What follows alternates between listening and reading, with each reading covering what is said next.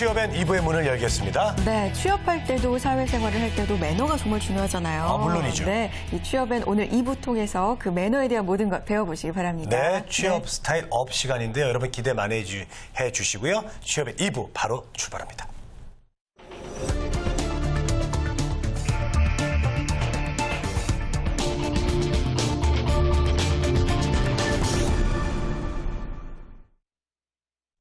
네, 취업 스타일 업 시간입니다. 취업엔의 매너 담당 강사님 모셔봤죠. 네, 예라고의 김준희 컨설턴트와 함께하겠습니다. 어서 오세요. 네. 안녕하세요. 아유, 반갑습니다. 언제나 매너 만점, 화사한 웃음. 예, 우리에게 즐거움을 주시는 분인데 늘 웃으셔서 그런지 이분은 갈수록 예뻐지는 것 같아요. 그러게요. 예, 날씨도 추운데 어떻게 좀 웃음으로 이렇게 추위를 녹이고 계십니까? 전 요즘에 좀 추워서 그런지요. 사람을 더 많이 만나려고 하는 것 같아요. 아, 온기를 느끼려고? 좀 마음도 허전하고 그래서 새해도 됐고 해서요. 그동안 연말에 바빴지만 못 만났던 그 분들을 좀 연락해서 일부러 만나려고 하다 보니까 이제 피부 관리도 좀 하게 되고요. 예뻐 보여야 되니까. 예쁘신데요. 네, 그래서 좀 관리를 하다 보니까 얼굴 좋아졌다는 얘기 많이 해주시는 것 같아요. 그래요. 네. 네. 근데 우리는 왜 안 만나요? 그러게요. 우리 좀 워낙 만나요. 바쁘시니까 두 네. 분이. 우리 좀 만나주세요. 유명인이시잖아요. 아이, 뭐, 무슨 소리예요? 자, 역시 노력은 정말 배반하지 않은 것 같아요. 노력하시니까 이렇게 점점 예뻐지시는데 네네. 매너도 마찬가지겠죠. 오늘은 또 어떤 매너에 대해서 배워볼까요? 오늘 준비된 주제 화면으로 함께 만나보시죠. 경사 매너라고 나왔는데요. 그래요. 지난번에는 조사죠. 그렇죠. 조사 매너였고 경사 매너입니다. 오늘은 또 우리가 그 부분에 대해서도 알아둬야 될 점들이 많이 있죠. 네, 맞습니다. 왜 우리가 기쁨은 나누면 두 배가 된다는 말이 있잖아요. 네. 사회에 나가면 우리가 사회인이 아니었을 때보다 기쁨을 나눌 일이 정말 많아집니다. 이제 우리 지금 이제 추운 날씨가 지나고 봄이 오면 결혼식 많아지잖아요. 그렇죠. 결혼식이 많아진다는 얘기는 아이를 낳는 커플도 많아진다는 얘기고 또 돌잔치에 갈 일도 많아지고요. 그래서 우리가 축하할 일이 참 많아지는 것이 이 사회생활의 시작이라고 볼 수도 있는 것 같아요. 그래서 어떤 분들은 주머니 사정이 너무 힘들어진다라고 하기도 하시는데요. 이제 우리가 이런 경사에도 매너가 있다라는 거죠. 우리가 어떻게 표현을 하느냐에 따라서 그 마음이 정말 잘 전달이 될 때가 있고 어떨 때는 내가 정말 축하하고 기뻐하는 마음이 있는데 그런 마음이 잘 전달되지 못하는 경우도 있습니다. 맞습니다. 그래서요, 우리가 어떻게 표현하면 상대방이 내가 축하하는 마음을 잘 받아들일 수 있고 느낄 수 있는지에 대한 얘기 오늘 한번 해보려고 해요. 맞아요.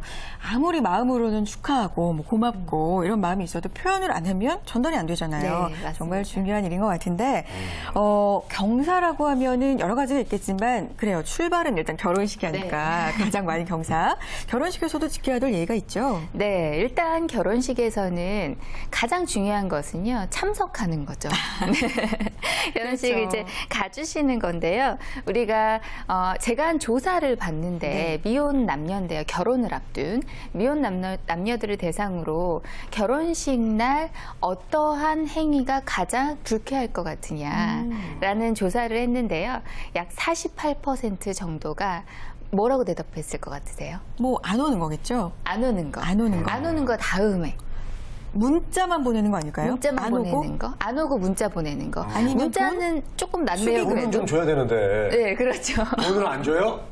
돈을 안 주는 거. 예. 저도 그렇게 생각했는데요. 사실은 이제 온 사람 중에서 네. 결혼식을 보지 않고 식당으로 가는 사람. 정말요? 얄밉네. 밥 먹으러 그런 왔어. 사람들 참 얄밉다라고 얘기를 했대요. 그래서 48%가요? 네, 그래요? 48%가 맞아. 그런 얘기를 했다고 합니다. 우리도 가끔 왜 두 분 찔리지 않으세요? 찔려요. 저도 가끔은 그럴 때가 저는 그래도 있는데요. 얼굴 도장은 찍거든요. 나 왔다 분명히 왔어. 이렇게. 사진 찍고 대기실에서. 예. 네, 이제 이렇게 얘기를 할 정도로 이 신랑 신부에게는요, 이 일생일대 이벤트잖아요. 근데 그 이벤트를 봐주지 않고 그냥 이제 식당으로 내려가 버리는 행동 참 서운하다라고 얘기를 하는 겁니다. 그렇죠. 그래서요, 우리가 밥만 먹고 이제 딱 와서 봉투 내고 정말 얼굴 도장 찍고 밥을 먹으러 가는 것이 아니라 이제 그 자리를 좀 지켜주면서 박수를 좀 치면서 그리고 그들이 얼마나 아름다운지도 한번 느껴주고요. 그리고 제일 중요한 거는 나중에 남으셔서 사진을 찍어주시는 게 아닐까라는 생각이 들어요. 그러니까 저는 요즘에 그런 그런 생각이 듭니다. 저도 이제 결혼을 했으니까 결혼을 하지 않은 상태에선 잘 몰랐지만 결혼식을 하고 나서 보니까요. 그 사진을 찍을 때 이 넘쳐나는 하객들, 내 친구들이 있을 때 정말 뿌듯한 것 같은. 그렇죠. 그럴 것 같아요. 네. 저도. 그래서 일부러 밥을 먼저 먹는다 하더라도요. 사진 찍는 시간은 올라가게 되더라고요. 그래서 여러분들이 이왕이면 결혼식장에 참석을 하셨다면 그분들이 그 정말 빛날 수 있도록 사진도 찍어주시고 같이 박수 쳐주시는 게 가장 첫 번째로 챙기셔야 되는 매너가 아닐까라는 생각이 듭니다. 저도 정말 뭐 친한 친구나 사진을 찍어도 민망하지 네. 않은 뭐 그런 분의 결혼식은 끝까지 보고 네. 사진도 찍고 이랬는데 아닌 경우는 밥 먹으러 가는 경우도 가끔 있었거든요. 반성을 하게 됩니다. 네. 자, 그리고 여자들 같은 경우는 암묵적으로 그런 게 있어요. 뭐 정해지진 않았지만 흰색 옷은 좀 피하게 되고 네. 신부보다는 좀 화려하지 않아야 되고 그렇죠. 네. 그날 가장 주인공은 일단 신부잖아요. 그리고 하객 여자분이 너무 예쁘면은 그 연예인들 민폐 네. 그 하객들 그렇죠. 인터넷 올라오잖아요. 맞아요. 홍선혜 씨가 그런 분이에요. 아니에요. 이분이 그럴 것 너무 같아요. 예쁘시니까 신부가 아닙니다. 좀 그래요. 아닙니다. 그런 건 아니지만 어쨌든 그런 거 예의죠. 그럼 대충 하고 가야 돼요? 대충은 아니지만 예. 단정하다라는 표현이 그러니까, 가장 적합할 것 튀진 같아요. 않게. 네, 튀지 않게. 예를 들면 이제 이런 불문율이 있죠. 결혼식장에는 반짝이 옷을 입고 가지 않는다. 뭐 흰색 옷은 얘기해 주셨으니까. 네. 근데 흰색 옷은 왜 입고 가면 안 되는지 혹시 생각해 보셨어요? 드레스가 거의 흰색이 아니에요. 예, 백색의 신부잖아요. 네, 같이 이렇게 하면. 신부가 돋보이게 하기 위해서. 그런데 같이 흰색을 입었을 때 신부와 따로 떨어져 있을 때는 괜찮지만 이렇게 사진에 만약에 찍히는 경우라면요. 하얀 드레스를 입은 신부가 정말 돋보여야 되는데 어딘가에 또 새하얀 옷을 입은 그렇죠. 사람이 아니다, 있다면 그 앵글을 생각해 보시면 아마 이해가 잘 되실 겁니다.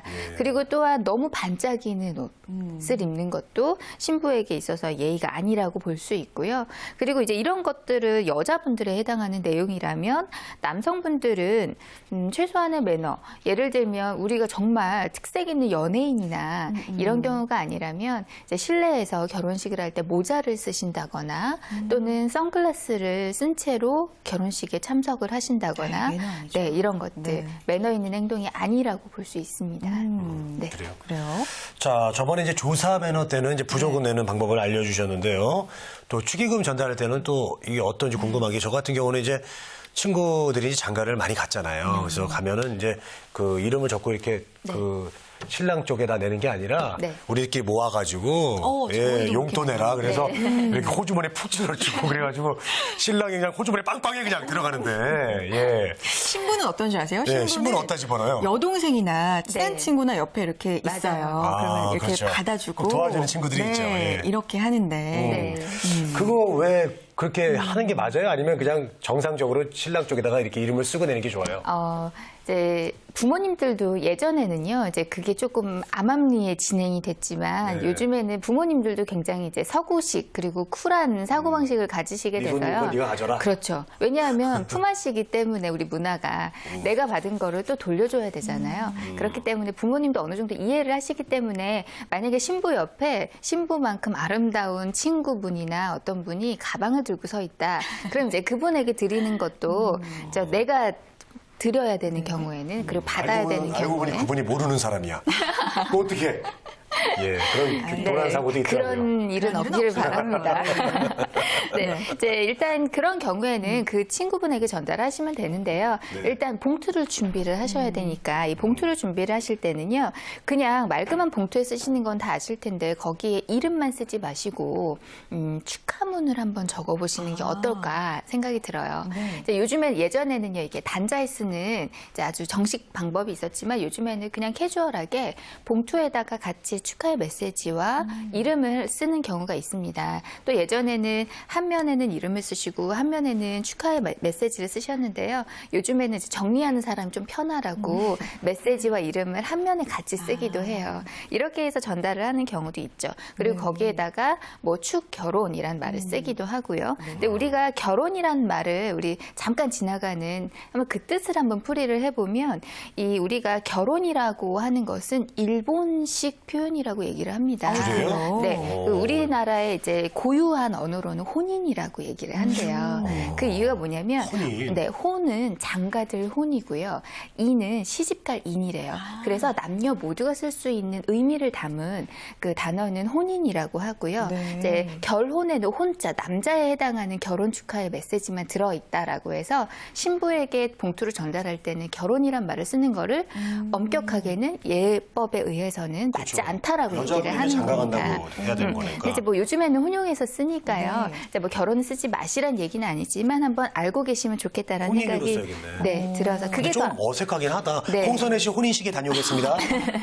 김주리 선생님 혼인식에 다녀올게요. 좀 이상하긴 하네요. 그러니까 우리가 이제 메시지를 쓰실 때 축, 혼인 이런 것도 나쁘지 않은 말이다라는 얘기죠. 그래서 우리가 봉투에 쓰는 축하문으로는 뭐 경하 혼인이라고 쓰기도 하고요. 그리고 축 혼인, 축이 축성전, 뭐 혼인을 축하합니다, 혼인을 경하합니다라는 메시지를 쓰기도 하고요. 그래서 이제 예를 한번 들어드린 거고요. 그리고 우리가 이제 어떤 단자라는 거, 우리가 그 장례식에 갈 때 단자를 쓴다라고 지난 시간에 말씀을 드렸는데요. 혼인에도 단자를 쓰기도 합니다. 그래서 거기다가 내 메시지를 적기도 하고요. 내 이름을 적기도 하고 날짜와 금액을 적기도 해요. 그래서 나중에 돈이 빠졌을 때 우리 그 안에 이제 10만 원이면 10하고 이게 친구분이 동그라미를 쳐주시는 걸로 아 이분은 10만 원을 하셨구나라고 아는데요. 사실은 그 단자에 얼마를 썼는지를 본인이 적어주시는 것이 이제 예의라고 볼 수 있겠죠. 근데 똑같아요. 장례식장에서와 같이 뭐 일금 몇만 원 정이 아니라 금 뭐 얼마 만 원 이런 식으로 쓰시는 것이 예법에 맞다라고 볼 수 있습니다. 네, 그렇군요. 그래요. 참고하셔야겠습니다. 네, 자, 결혼식의 전체적인 매너에 대해서 들어봤고, 결혼을 했으면 커플이 탄생을 했고, 네. 아이가 이제 곧 생길 거 아니에요? 네. 돌잔치가 다음 경사일 것 맞아요. 같은데. 돌로 가나요, 이제? 네. 그래요. 돌잔치도 그렇죠. 알아보죠. 돌잔치는 초대하는 인원이 결혼식보다 적잖아요. 그렇죠, 아무래도. 정말 친하거나 아니면 가족에 국한해서 진행하는 경우가 많이 있는데요. 그렇기 때문에 시작하는 시간을 맞추시는 게 중요해요. 보통 돌잔치는 식사를 하고 나서 중간에 이벤트를 넣기 때문에 이벤트가 시작되기 전에 참석하셔서 식사를 조금 간단하게 하시고 이벤트 때는 식사를 좀 중단하시고 온 마음으로 그 아이의 건강과 성장을 위해 기원을 해주시는 참석하는 자세가 필요하다고 볼 수 있습니다. 네. 어떤 분들 너무 임박해서 도착하셔가지고 그 행사를 박수를 못 쳐주시는 경우도 있거든요. 그렇죠. 돌잡이 하는 거 지켜봐야죠. 그렇죠. 예. 네. 자, 그리고 선물 고르는 거 정말 힘든 것 같아요. 이 금값도 올라가지고. 어떻게 저 금으로 주는 게 좋아요? 아니면 그냥 돈으로 현금 박치기라고 해가지고 이렇게 바로 주는 게 좋아요?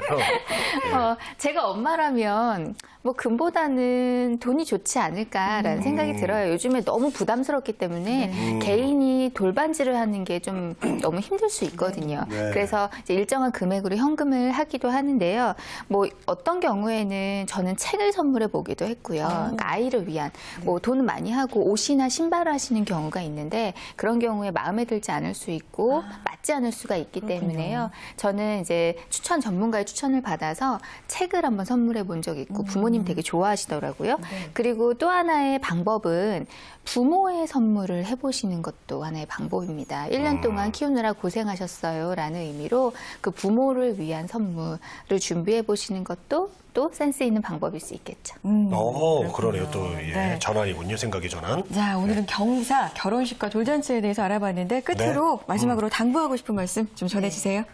매너라고 우리가 얘기를 하잖아요. 네. 경사 매너라고 얘기를 했는데 네. 이 매너라는 거 항상 말씀을 드리지만 마음을 표현하는 거라고 볼 수 있습니다. 내가 마음을 가지고 있는 게 중요한 것이 아니라 이 매너라는 것을 통해서 표현하는 거, 그것도 제대로 표현하는 거, 그걸 항상 1순위로 생각하시면 될 것 같아요. 네. 자, 지난주에 이어서 오늘은 경사. 예. 알찬 정보를 주신 우리 김주리 강사님 오늘 말씀 감사합니다. 고맙습니다. 네, 고맙습니다.